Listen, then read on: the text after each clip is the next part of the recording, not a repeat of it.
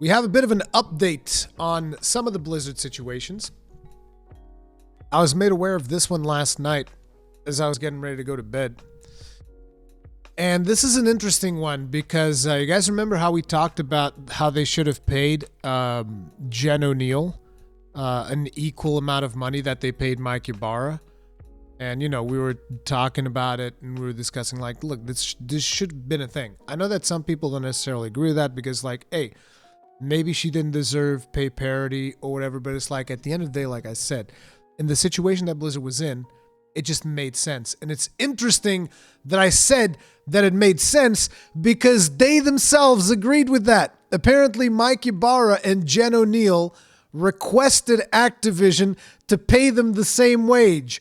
Both of them requested, you know, Activision Blizzard to pay them the same wage. So here's the news. I saw this on Wowhead yesterday. Following yesterday's scathing report by the Wall Street Journal, which revealed that former Blizzard co-leader Jen Oneal was paid less than her male counterpart, current leader Mike Ybarra, responded in a series of messages to Blizzard employees. As shared by IGN, Ybarra explained that he and Oneal initially went to the role of co-lead using their existing pay scales, but that multiple requests for Activision to pay them equally were rejected.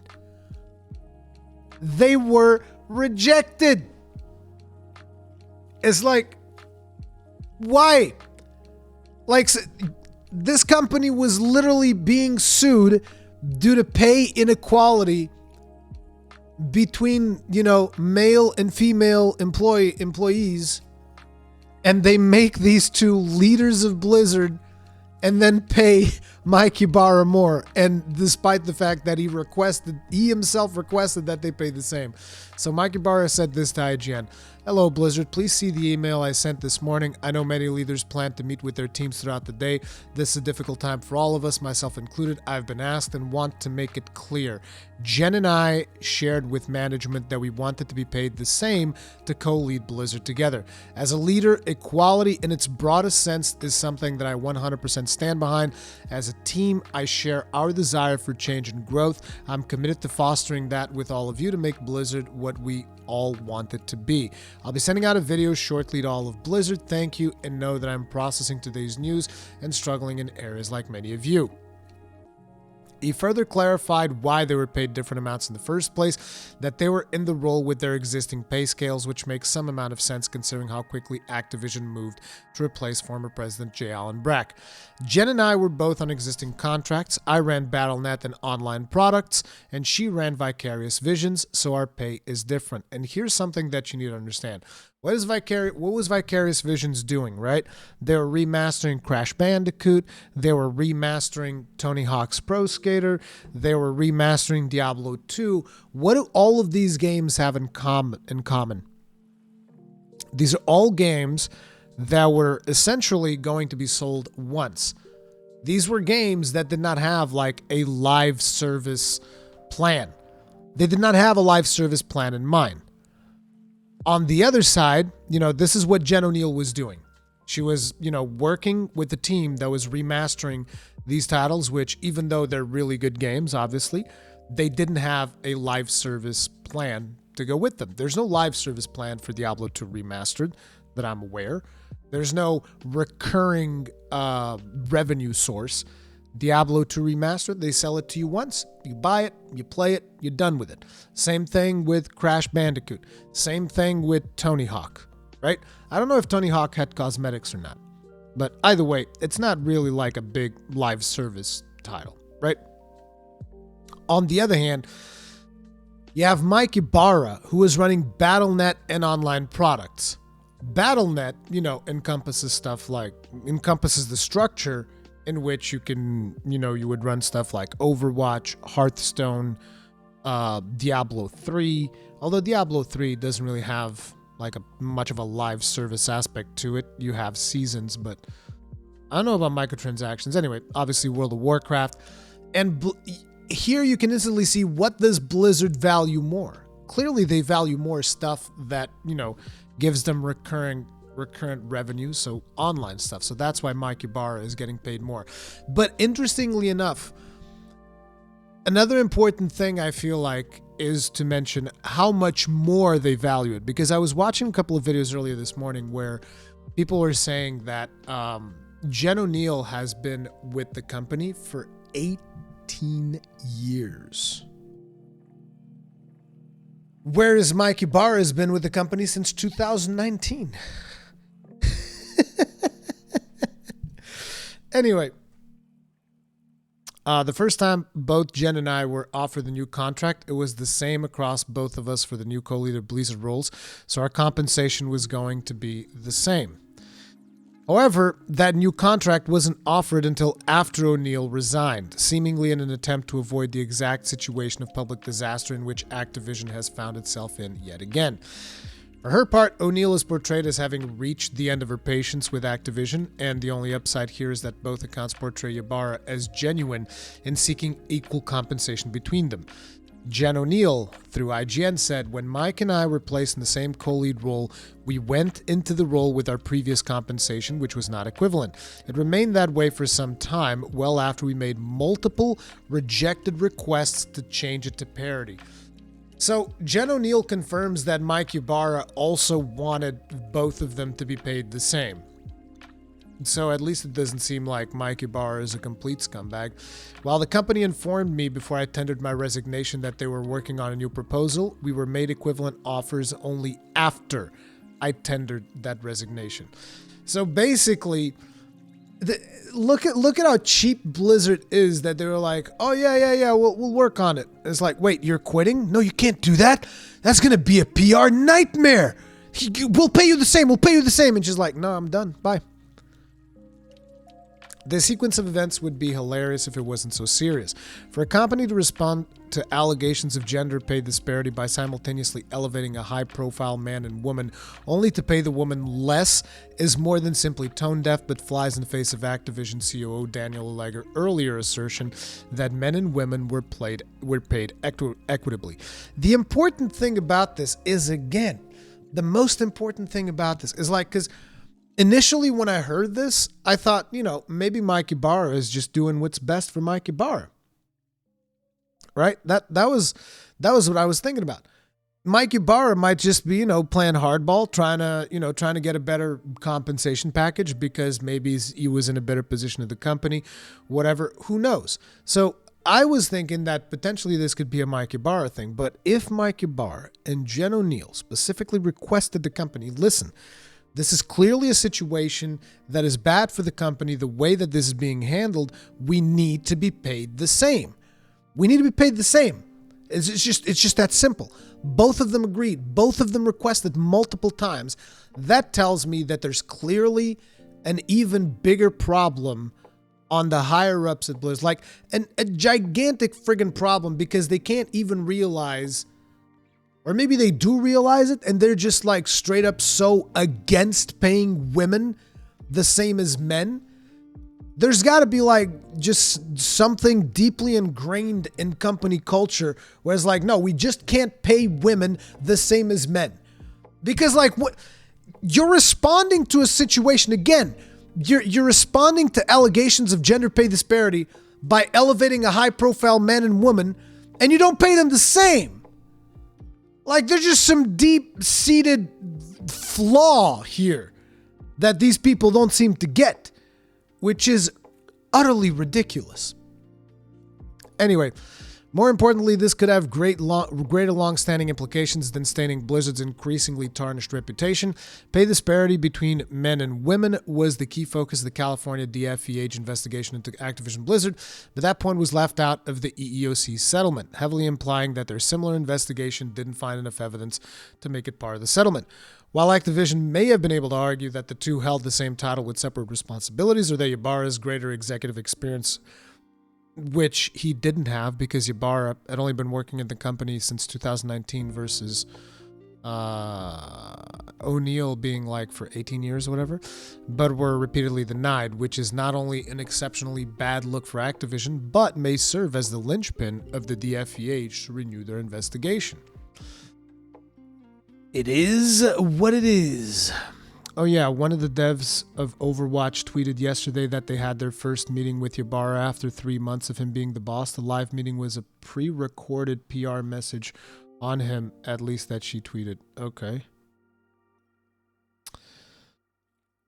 Now then, this is not the ending of this particular situation, because from then on, we go into some actually interesting things. This might actually be a good thing, but there's an investment group, the SOC, which is the Strategic Organizing Center, and they are calling for Bobby Kotick and board members to resign. These are the same board members that supported Bobby Kotick's leadership in the message that they put out yesterday. PlayStation also expresses concern. I'm not exactly sure what PlayStation has to do with this, but it's interesting. Following a scathing report by the Wall Street Journal, which laid all of Activision Blizzard's problems squarely at the feet of CEO Bobby Kotick, the Strategic Organizing Center Investment Group has presented a letter to the board of directors demanding the resignation of 3 members of the board: CEO Bobby Kotick, chairman of the board Brian Kelly, and lead independent director Robert Morgado. For their part, the board of directors has defended the CEO and expressed continued confidence in his leadership. While several media outlets have presented this as a group of shareholders representing 4.8 million shares to imply a spontaneous organization of well-minded citizens, it is important to recognize that this is coming from a professional organization with a history of criticizing Activision Blizzard, and CEO Bobby Kotick in particular. It's like, yes, so these guys have criticized CEO Bobby Kotick. It's not like it's unwarranted, given the things that were brought to light. Although touted at representing a combined 4.8 million shares of Activision Blizzard stock, that only makes up about 0.61% of all Activision shares, which gives them very little direct voting power, most recently having failed to convince shareholders to disapprove Kotick's voluntary 50% pay cut, although it could be argued that the pressure helped lead the CEO pledging to minimize his compensation further to the California state minimum of $62,500. SOC Investment Group said, as new reporting indicates and in contrast with past company statements, CEO Bobby Kotick was aware of many incidents of sexual harassment, sexual assault, and gender discrimination at Activision Blizzard, but failed to either ensure that the executives and managers responsible were terminated or to recognize and address the systemic nature of the company's hostile workplace culture. Moreover, and despite numerous government investigations, settlements, and top executives' departures that have negatively affected both the company's public reputation and its share price, the board has been almost entirely silent. Well, of course. They're making the money. It's like, dude, I don't need to talk to nobody. I'm just getting mine. We therefore call on Mr. Kotick to resign as CEO of the company and on the board of directors take responsibility for failing to recognize and address what the California Department of Fair Employment and Housing has described as a frat boy workplace culture to flourish. In order to ensure that the board has leadership capable of leading this effort, we urge Chairman Brian Kelly and lead independent director Robert J. Morgado to announce their retirement no later than December 31st, 2021. The board should start searching for more qualified replacements immediately. In addition to terminating Mr. Kotick and replacing Mrs. Kelly and Morgado, we urge the board to immediately commit to the following. Retain an independent expert in corporate governance with a strong background in uprooting sexist and discriminatory workplace practices to conduct a review of past board practices, structure, and composition to determine how and why the board failed to address the company's frat boy culture before the public announcement of the California lawsuit. Independent of this review, commit to a thorough refreshment of the board to increase diversity and inclusion, a key element in which should be the nomination of non-executive Activision Blizzard employees selected through a fair and open process by the Activision Blizzard workforce to serve as an employee director subject to election at the next annual meeting. If the board does not terminate CEO Bobby Robert Kotick, include the announced voluntary reduction in total CEO pay in his employment contract for at least 5 years, and auto-renew if stated workplace goals are not met. In addition, clarify if any other executives will accept similar reductions or if the company will eschew granting bonuses this year. No, dude. What do you mean eschew granting bonuses? Dude, we need our bonuses, dude. need our bonuses. What do you mean? PlayStation equals Call of Duty. That's right, they do have exclusivity with Call of Duty. PlayStation could tell Activision Blizzard they don't want their product anymore. You guys think that Microsoft would scoop them up? Microsoft would be like, yeah, we'll take it. I don't know, man. That'd be a ballsy move by Phil Spencer. Phil Spencer would be like, yeah, I'll take that blood money. I don't care. That's friggin' wild, dude. Formerly known as the CTW Investment Group, the SOC is a union pension fund advisory organization which has lobbied against Activision repeatedly over the last 2 years, along with other corporations, including Electronic Arts, McDonald's. Okay, Electronic Arts lobbied against Activision. Okay, McDonald's. Okay, dude, McDonald's is doing nasty shit on a whole nother level, all right? DoorDash, General Electric. McDonald's is like literally, I mean, not literally, but damn near under the literal definition, poisoning people. It's just not actually poisoning them. It's just giving them food that is not necessarily going to do them any good. It's just giving them food without almost any nutritional value, and food that will essentially cause these people long-term health problems. So, yeah. With the exception of potentially like in Japan, because supposedly McDonald's in Japan is like this gourmet thing, so maybe there it's actually good. And several others is in effect a professional lobbying organization. PlayStation expresses additional concern. In a separate piece by Bloomberg, PlayStation chief Jim Ryan also criticized Activision Blizzard's inadequate response in an email to employees, stating that he and his leadership were disheartened and frankly stunned to read that Activision has not done enough to address a deep-seated culture of discrimination and harassment, given PlayStation's close ties with Activision and Blizzard Entertainment, particularly supporting such titles as Call of Duty and the Diablo series, and they used to support Destiny as well, because Destiny used to also have like exclusive dungeons on the PlayStation for a while there. This could represent additional outside pressure on the company against the longtime Activision CEO.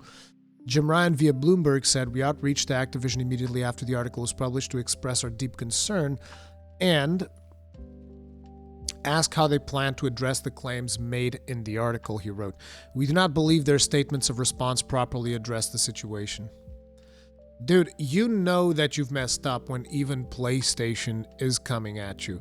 When even Jim friggin' Ryan is just like, dude, you guys got to get your shit together. But this, again, here's the thing. This is bad news. Obviously, all of this and, everything that has happened the past couple of days is bad news. But this that is happening right here with the investment group calling for Bobby Kotick and board members to resign, and the PlayStation also adding pressure on top of that, this is ultimately a good thing for the employees over at Blizzard, for the teams over at Blizzard. So for like the World of Warcraft team, the Diablo team, all of them, this is good news for them. Hopefully, all of this pressure will actually lead to Bobby Kotick, getting his. So, we'll see.